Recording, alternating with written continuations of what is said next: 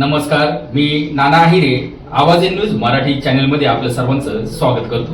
बघूया आजची ठळक बातमी. नांदगाव तालुक्यात मुसळधार पाऊस, बळीराजा सुखावला.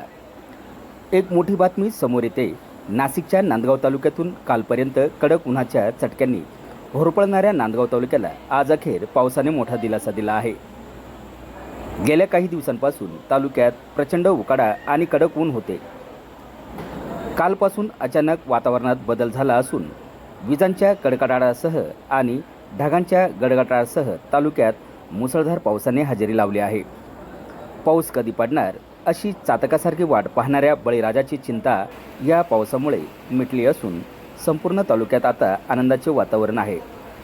या पावसामुळे शेती कामांना वेग येणार असून उकाड्यापासून नागरिकांना मोठी सुटका मिळाली आहे. आवाज एन न्यूज मराठी, नांदगाव, नाशिक.